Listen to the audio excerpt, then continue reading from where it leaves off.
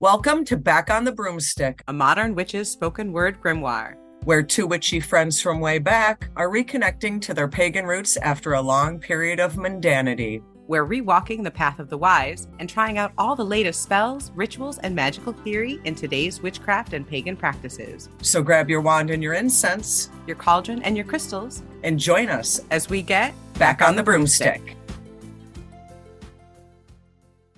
Hi, and welcome to Back on the Broomstick. I'm Layla, and this episode is all about Lughnasadh, the festival of the first fruits of the harvest and the beautiful gift that is late summer. Traditionally celebrated on August 1st, Lughnasadh marks the midpoint between the summer solstice and the autumn equinox.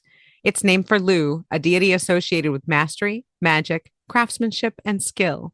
So while this Sabbat is often celebrated with bread, grain, and gratitude for the land, it is also a powerful time to honor the gifts we have cultivated within ourselves, the talents we were born with, the skills we earned through practice, and the knowledge that may help carry us and our communities through the colder seasons ahead.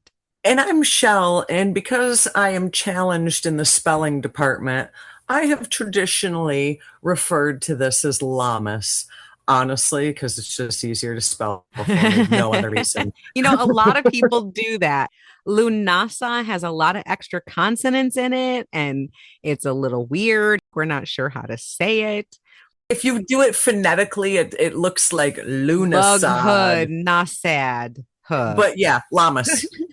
Lammas. Lammas. Lammas. So we're going to talk about all things Lammas. We're going to talk about being in between the spokes, because Layla and I spent some time going to a wonderful place called Brushwood. We were a little remiss on a lead up to Lammas.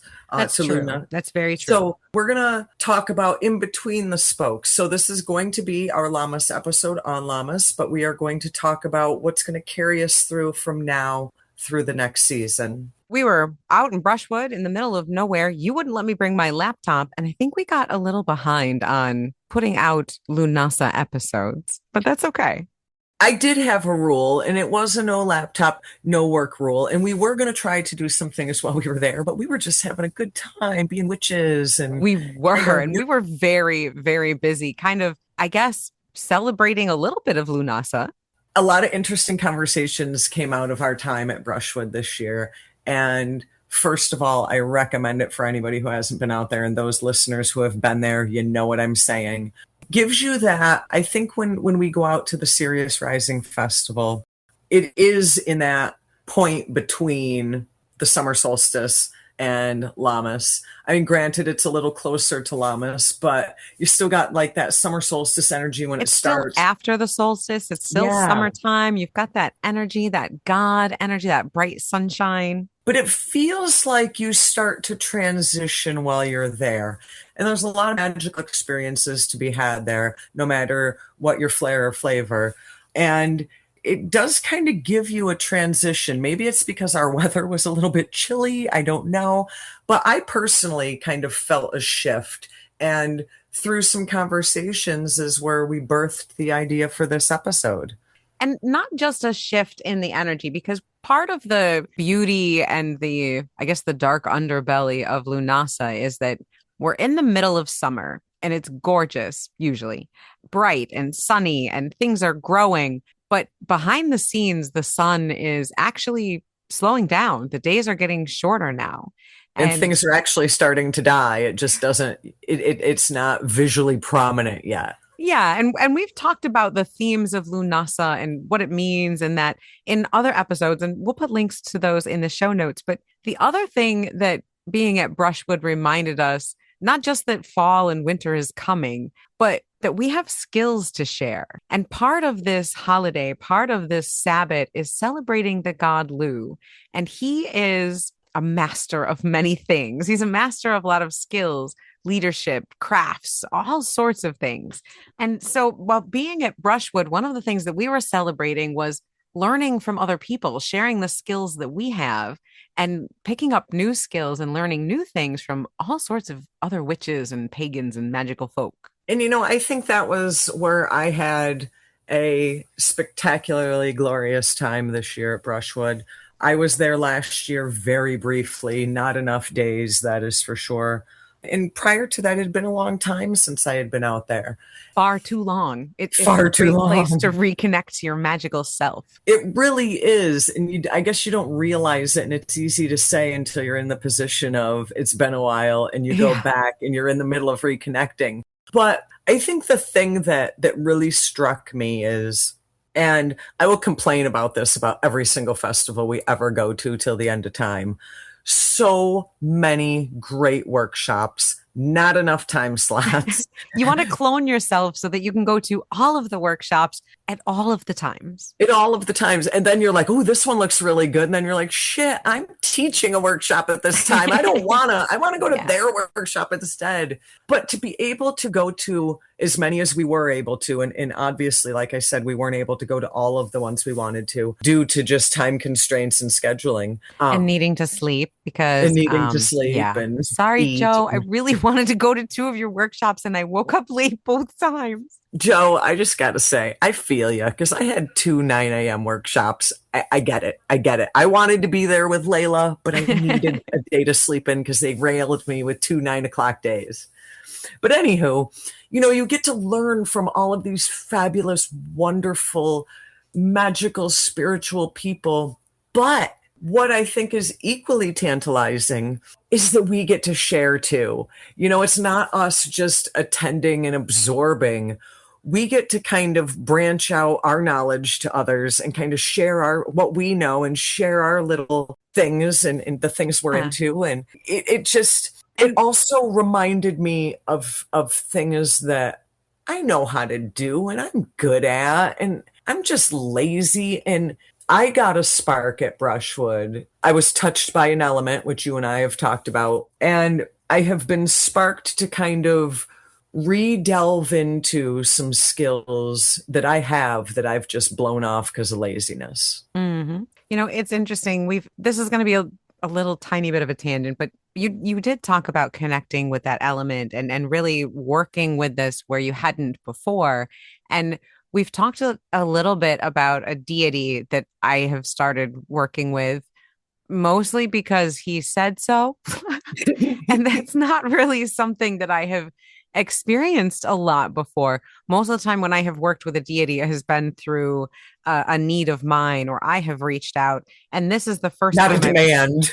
yeah, I've had a deity be like, and and it's a little weird to me that all of these synchronicities keep jumping out and pointing. And I'll say it, it's Odin because he's kind of been an asshole, but it seems like everywhere I turn, Watch your mouth, he woman. knows he's an asshole. So, but everywhere I turn, there's something that reminds me of him. And this was no different from the very first ritual. Now at Brushwood, they have altars, they have areas that are dedicated to each of the elements. And in the east, there's obviously a lot of yellow, and they had this big, huge god's eye. It was maybe 7, 8 feet tall, and it was made of different large branches of trees from the land, and it was woven all through. And that has been there since we've been Forever. going, yeah, decades. And this ritual, they actually replaced that god's eye with a crow, a raven statue. Now, hello, Gorgeous. god's eye, raven. And then when it was burning, as this god's eye is burning in the fire for that night, I could see the hanged man symbol as each branch fell off of this form. It was left with what looked kind of like an upside down fancy figure four, which is like the hanged man hanging. So yeah, and that was just the first of many things that happened throughout this that have been happening.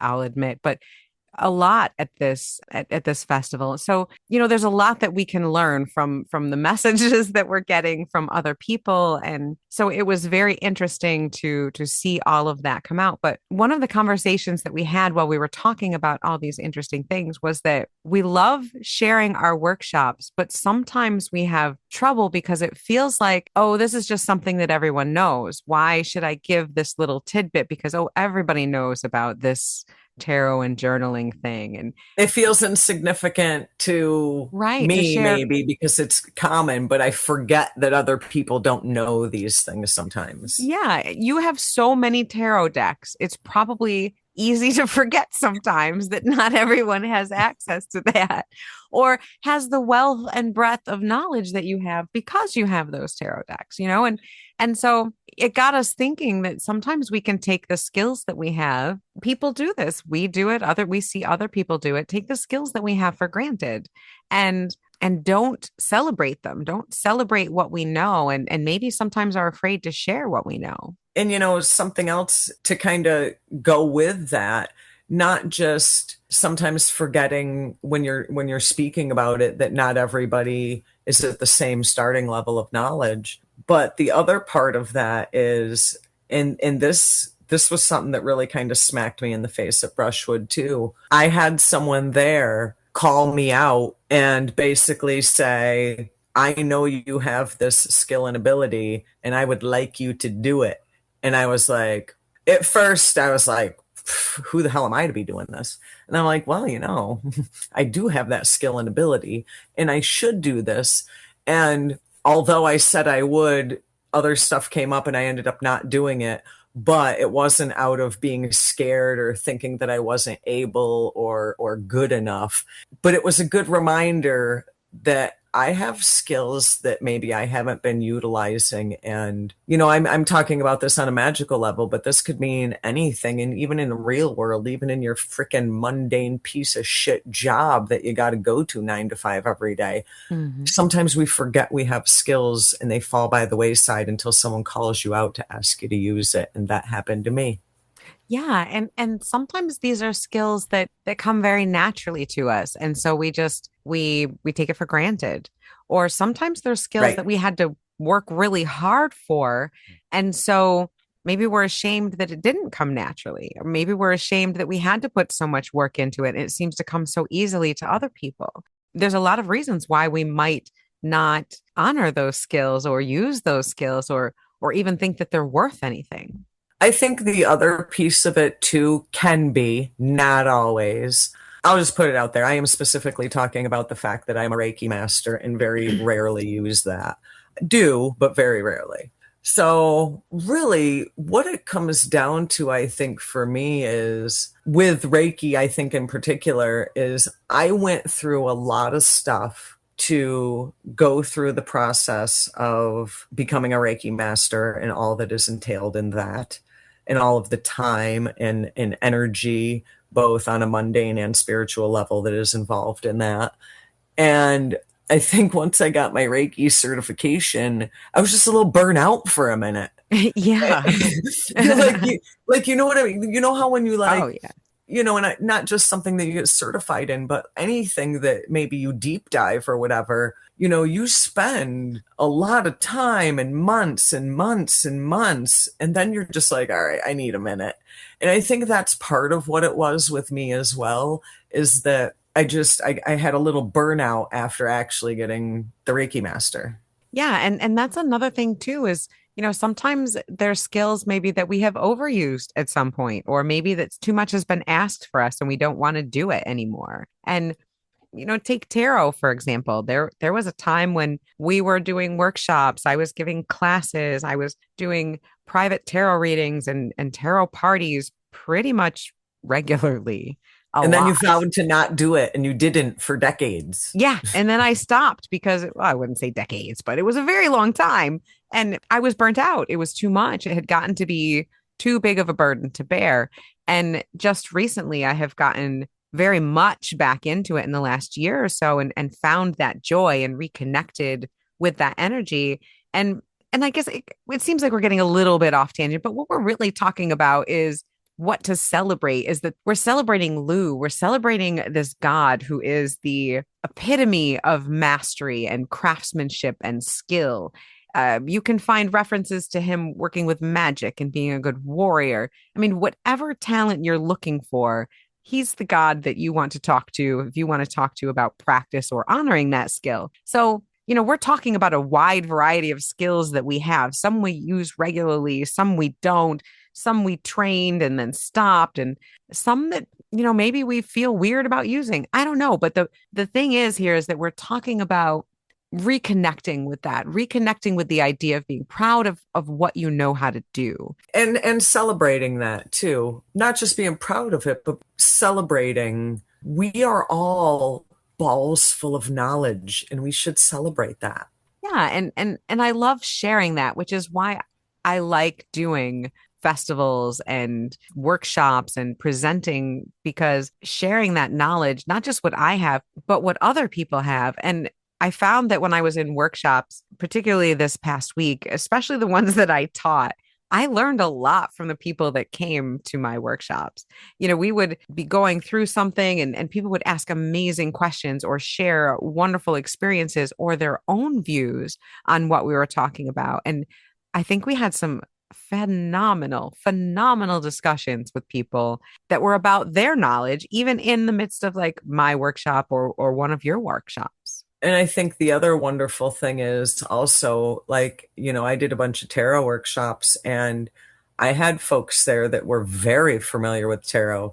I had a couple at one of my workshops that have been reading tarot almost as long as I've been alive, and that's a minute or two. And to be able to give folks a perspective that I have found works for me, and have kind of that light bulb go off in their head, and they're like, wow, I never thought of that. Or, I never thought I could do that with tarot. Or I never felt that I had quote unquote permission to go outside of what the little booklet tells me to do. Mhm. And to be able to impart things that I've picked up, things I've learned, things that I've honed in over the years, and impart that on people of varying levels of skill is just fun and amazing and rewarding. And I think that it just is wonderful to share info and skill as it is to receive someone else's information or skill. Yes. And I think that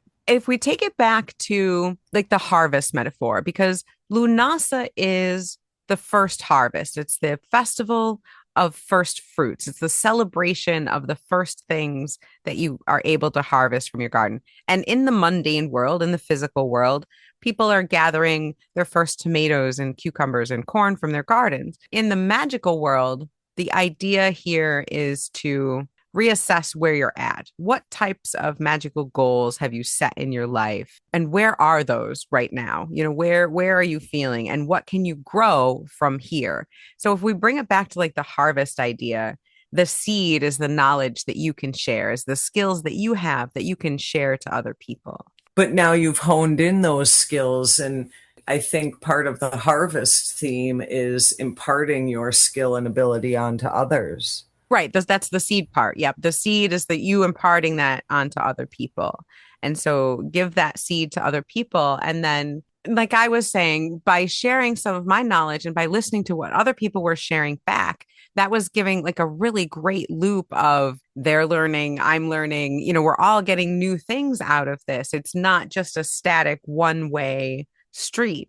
So there's Right. also the idea that in that of honoring people that you learn from too, and that's what can nourish you, is like learning from other people. So that's like the next part. So you plant the seed, you've grown the grain now, and you get nourishment from that. So you give to other people, they give back to you, and that's kind of that feedback loop of nourishment of the grain. But I also think that the thought process behind llamas and that whole harvest theory, and tying in Lugh is kind of this master of all crafts. It also could be a time, like for example, my experience at Brushwood and in my time at Brushwood has kind of geared me towards working on some specific areas. And they are areas, one of them is somewhat unfamiliar, and one I have very high skill level in. But this is also a good time to maybe pick something new to start. Maybe you want to start something, because Lammas is the first harvest of three. So it's not like it's too late for that.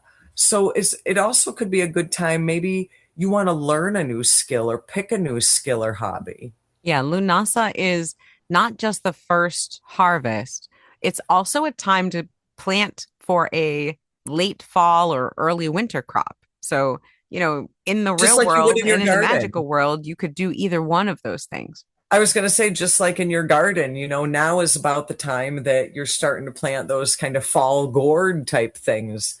Similar thing. You can still plant seeds and start new things at this first harvest.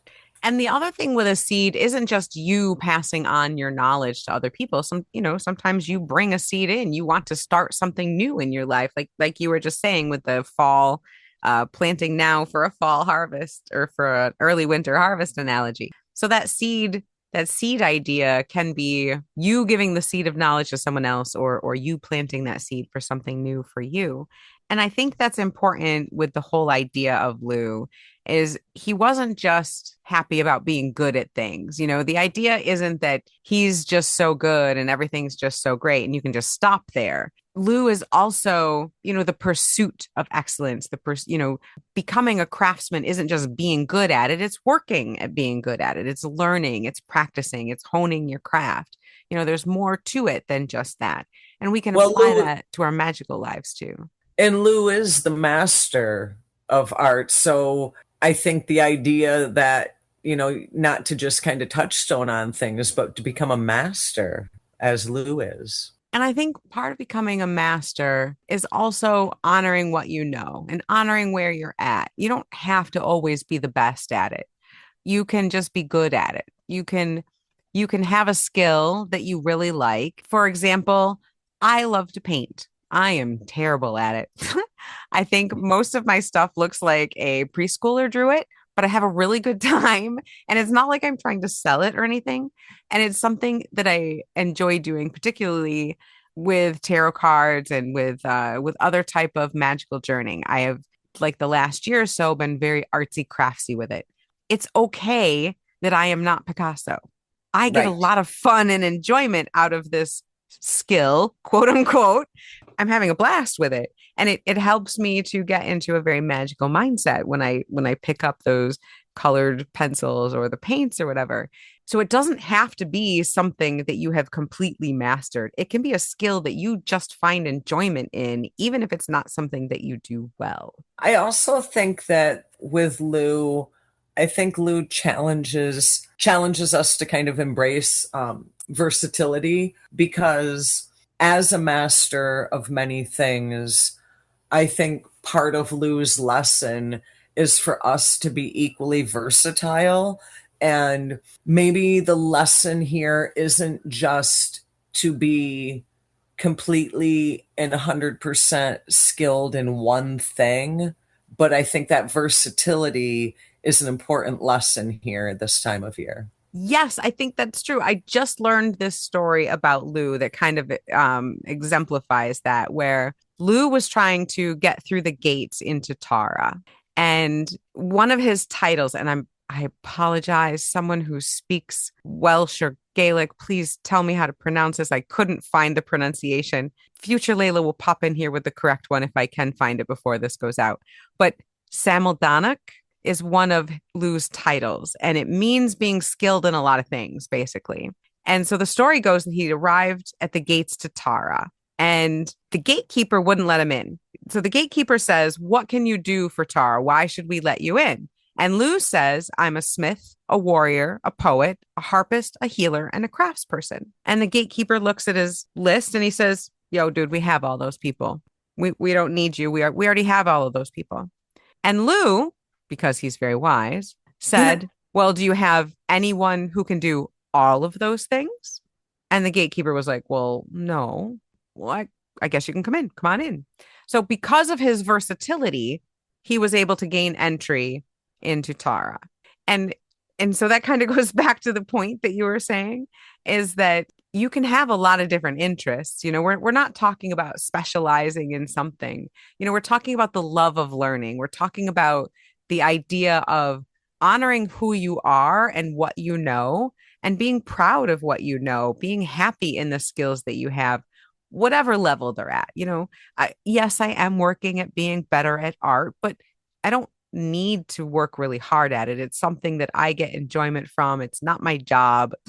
And so it's at a level that I'm happy at. You know what I'm saying?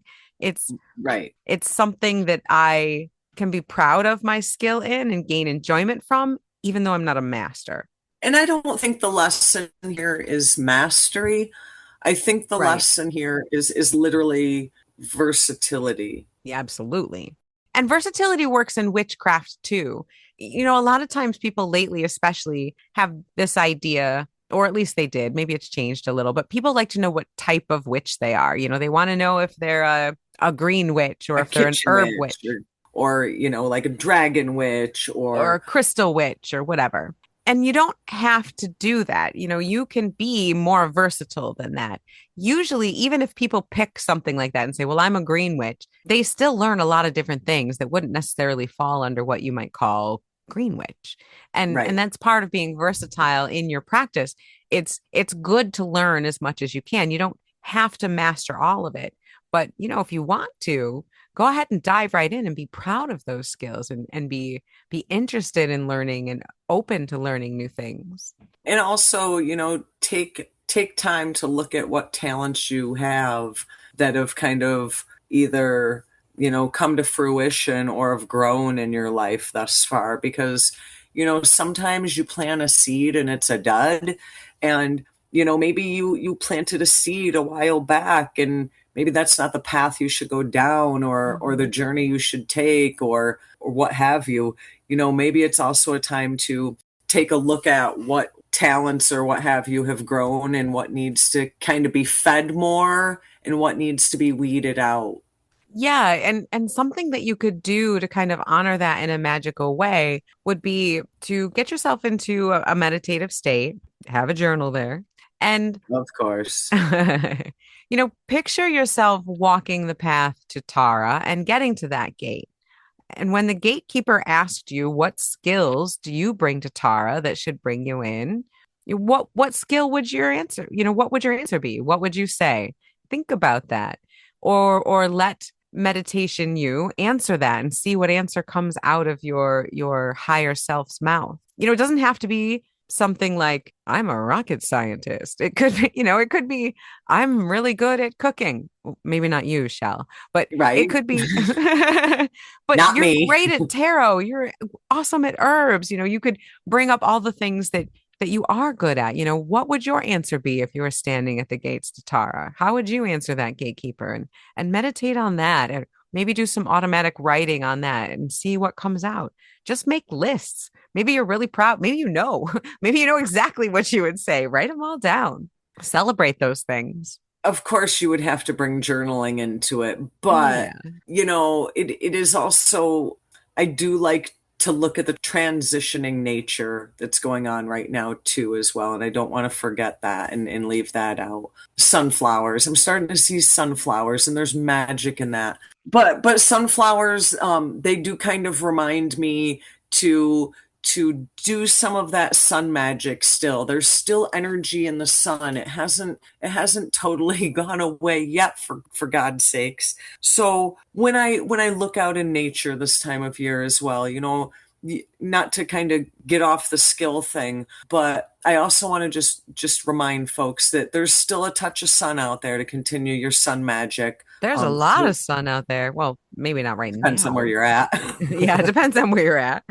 But between now and Mabon, we still got a lot of sun left out there. And I don't want folks to forget to honor that because the sun is a beautiful thing, especially come February when it doesn't feel like we get a lot. And I know that Mabon is a harvest celebration. And, we keep talking about heading towards fall, but it's full on summer. It is Hmm. only August 1st, July 31st, whatever day this comes out on. We are at the beginning of August. This is like the full on summer in the Northeast USA. It's still hot. Okay, maybe not right now, but most of the time it's still full on summer. And for me, I think that's part of the magical weirdness of this season is that the sun is gorgeous and glorious and my grass is growing and lush and my gardens, my gods, I have so many gardens this year. We even have freaking chickens, but everything is growing and getting bigger and the flowers and the farmers markets and the farm stands on my road are starting to be overflowing, but we're really on the downswing. and we really have to start preparing for winter. And so I think that's kind of like the delicious dichotomy of this season is it's so full and bright of sun, but that But you're getting that tickle of don't forget what time of year we're getting to. exactly, exactly. And this is that first cold breath reminder that that's coming. So yeah, I agree with you. Definitely celebrate the sun. Drink that sun tea. Go outside when it's warm and celebrate. Go Yeah, ahead. go to a local fair festival and dance out in the yard, listen to music. Yeah, roll yourself a celebratory joint of some freshly dried lavender, fresh dried rose petals, maybe some freshly dried chamomile, something lovely and flowery and beautiful and have a little puff of that and send that out to the universe to Lugh in thanks. Part of celebrating this season is also celebrating sacrifice. And sometimes we celebrate the god as the sacrifice, but this particular celebration is Lugh celebrating his foster mother's sacrifice. And she sacrificed her life to bring agriculture to Ireland. And so you can celebrate that as well. The bright sun of Lugh and the sacrifice, the darker, earthier sacrifice of the goddess. And also a sacrifice. There's a part of you that you do sacrifice when you are learning and honing and sharing a skill. So, whether that be time or energy or whatever you're expending with your skill. So, there is also sacrifice in being skilled. So, celebrate your skill and also celebrate the sacrifices you've made to obtain that skill. Yeah, and sometimes that is a gift in itself, being able to thank someone for giving you a skill. As the first harvest, I know I keep harping on that, but the next couple holidays are harvest holidays. And even in the United States, we have Thanksgiving, which comes right around that same time. Right.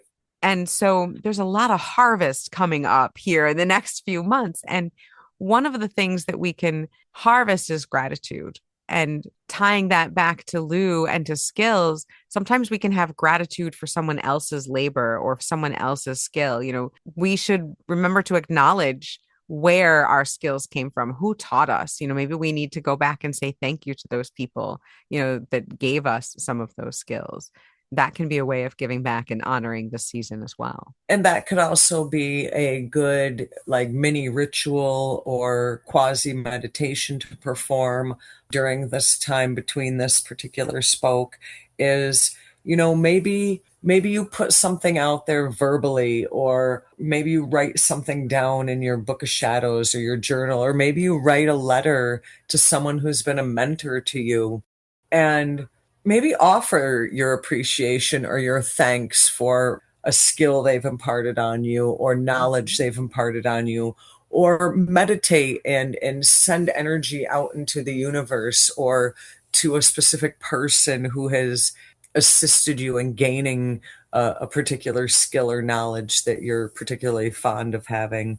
And make it about gratitude, and gratitude for those who've imparted the knowledge, and gratitude for yourself for being able to absorb that knowledge, retain it, and hopefully give it back out to others. I love that. And before we close, that works in beautifully to something that I just read in the book Braiding Sweetgrass. And that is by Robin Wall Kimmerer. And in Braiding Sweetgrass, she talks about the idea of the honorable harvest and the idea that we should live in harmonious connection with the land and with everyone else, and this idea of thankfulness. She mentioned the idea of these practices that can help us have a reciprocal relationship with others around us. These are what they are. I'm just going to read them to you. This is all in regards to harvesting. So, harvesting, whether you're harvesting plants or animals or however you're harvesting. So, ask permission of the ones whose lives you seek and abide by the answer. Never take the first, never take the last. Harvest in a way that minimizes harm. Take only what you need and leave some for others. Use everything that you take. Take only that which is given to you. Share it as the earth has shared with you. Be grateful. Reciprocate the gift. Sustain the ones who sustain you, and the earth will last forever. And I thought those ideas were a beautiful way to look at harvesting and a beautiful way to look at being in community, I guess, honoring your skills, sharing your skills, honoring the harvest and sharing the harvest. And, I think going forward from now until Mabon, that's a beautiful way to be and a beautiful way to honor Lugh and Lughnasadh. It's really hard to have anything to say after those words, to be honest. I They're mean, beautiful, right? they are beautiful, but I think that also really just kind of encompasses this spoke that we're in. We're in between these two spokes now, and that really kind of sums that up. All right. Well, since we have spent the last couple weeks out in nature and honoring the earth and honoring the energies of community and skills and sharing skills and knowledge, I think I think we have come to the end of our conversation about Lughnasadh. We have come to the end of our conversation, but just real quick to kind of loop back to the beginning to our time at Brushwood, I just want to give a quick shout out to our listeners that we were able to connect with and meet with at Brushwood, and that were able to come to our workshops. We appreciate you. We love you. And a special shout out to Ellen, because you fucking rock, dude. And to Cynthia and Cliff, best breakfast on the planet. I cannot even say that enough. So we love you guys and had a great time. To Amanda and David, to Ellen and JP and Alex, thank you guys so much. To everyone that I didn't name, thank you. We had a wonderful, wonderful time. Thank you all for coming to our workshops. Thank you, everyone, for sharing your knowledge. And thank you to Brushwood for hosting these amazing festivals. Oh, thanks, Brushwood. So we hope you all have a wonderful Lughnasadh and celebrate that whenever you want, by the way, whether it's August 1st or any time between now and the middle of August. I think the actual date of Lughnasadh is August 7th. Yeah, it's one of those that kind of changes a little bit each It year. does because it's that thing where the two celestial it's a cross quarter holiday. So that means that like the two celestial events around it. The two celestial events around it dictate when it is. Exactly. It's the exact middle point between when those two things happen. So traditionally, we just celebrate it on August 1st. But technically, I guess it's August 7th. So celebrate it whenever you feel like, witches. No worries at all. And definitely celebrate going forward the idea of honoring yourself, honoring your skills, and honoring those harvests and those things that you have earned with your skills. So, thank you so much for listening to this episode of Back on the Broomstick. We hope you will like, subscribe, give us some reviews, give us some stars. It really helps the show out, and it makes Michelle and I cackle like little witches. Guys, stay wise and stay wicked. Enjoy the sun, honor your skills, and keep it witchy.